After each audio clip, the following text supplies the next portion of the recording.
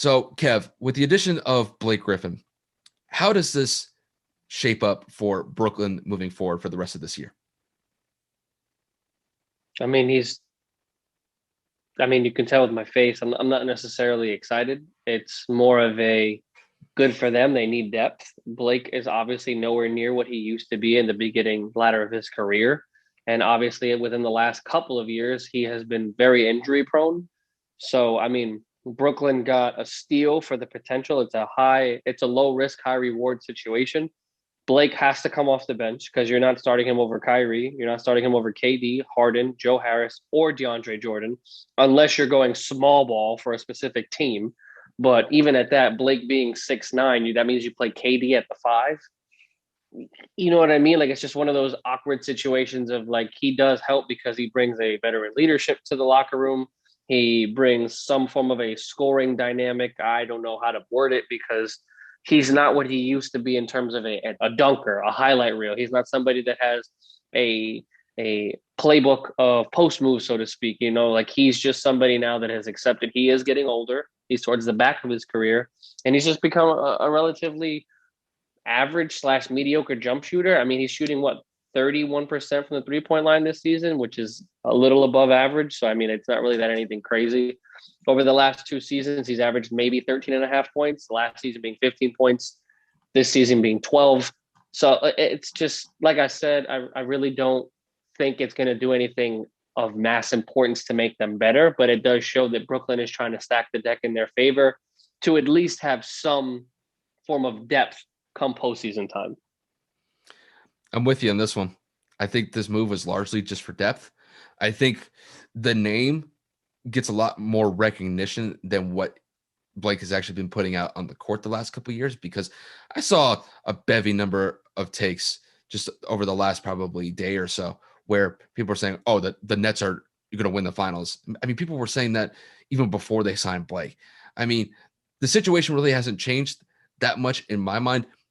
Brooklyn is still probably the favorite to come out of the East at this point, and they have a very good shot to win the finals this year. With Blake, it really is dependent on whether or not that he could stay healthy or not, and that was the issue that he was dealing with in Detroit for the last couple of years. Does he find a way to revitalize his career in some sense with Brooklyn? Maybe, but it's a 1 year deal. I look at this as basically like a rental until the end of the season. I don't know if Blake's going to be on Brooklyn after this season. Maybe, I doubt it. But just the way that I look at things, it definitely adds some depth to their bench just because I don't think they're going to be able to integrate him into that starting five. But if you're Brooklyn, it's a decent move. If it works out, great.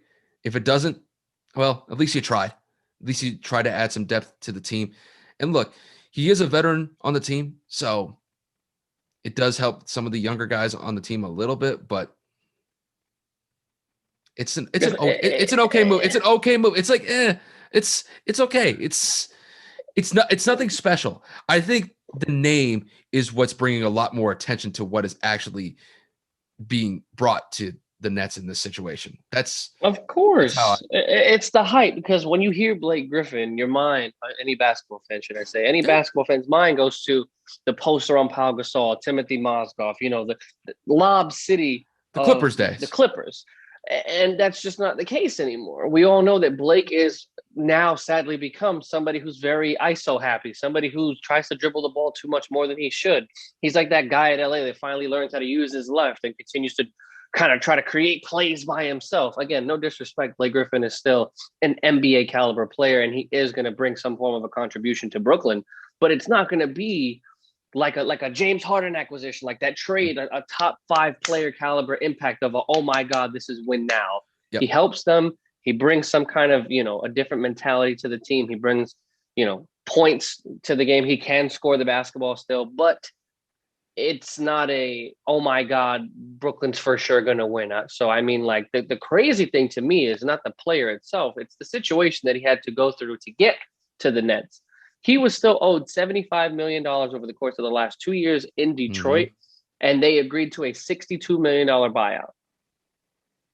That is insane. So Blake is getting that whole lump sum right this second, And that's why he was able to sign a vet minimum, if not probably a very small lucrative deal with some incentives to get him to that veteran minimum deal. But he's getting that fat check from Detroit. And I think that Blake has to understand now. And, for those of you that don't understand, since he was bought out, he is now signed with Brooklyn for the remainder of the season and nothing further. So he becomes a free agent after this season. So it's championship or bust for Blake. If he wins, he gets that, elusive ring that he tried so hard to attain over in LA. But afterwards, he's probably just going to continue this bench role. If he's hit that point in his career where I don't know what competitive team is going to sign him to be a starting player. I mean, if Carmelo Anthony is coming off the bench, Blake Griffin is coming off the bench. You know what I'm Yep. saying? So Blake might get a 2-year deal or a couple of 1-year deals to close out his career, depending on what he decides to do after the season, if not Brooklyn wins. But he better enjoy the 65 or $62 million and make it stretch, because he ain't going to get a fat payday ever again. I'm with you. I think at this point, obviously we'll see how it goes with Brooklyn. If he plays great, yeah, maybe he can get a decent contract next year, maybe a decent one, but it's not going to be as a starter. I'll tell you that. And No. look, he has a very good chance of becoming the next NBA journeyman, where he may bounce around Yeah. just because Yeah. his injury history is checkered. He wasn't playing that well with Detroit, and dependent on how it goes with Brooklyn, look, he may be bouncing around the league very shortly. I think the situation with Blake and somebody that you mentioned with Carmelo Anthony, two different scenarios, because I was still of the mindset that Carmelo was still a viable option after his run with OKC. 100%. That whole situation was a terrible, terrible situation, the way the NBA handled that. But with Blake is not a very good shooter from the field. He's No. primarily he's okay. He's pretty good around the rim, or at least he was when he was playing with the Clippers. But I mean, since he's been on Detroit, it's really just been injuries that have really hindered his career. Don't get me wrong, he's got paid well, but he just really hasn't been able to produce that much in the last couple of years. And I'm going to hedge my bets on him being decent for Brooklyn, but I don't see him going, 15-10 off the bench. I don't see that. I could maybe see him 15-5, 15-6, maybe. maybe. I could maybe see him scoring like, I don't know, 10 to 13 points a game.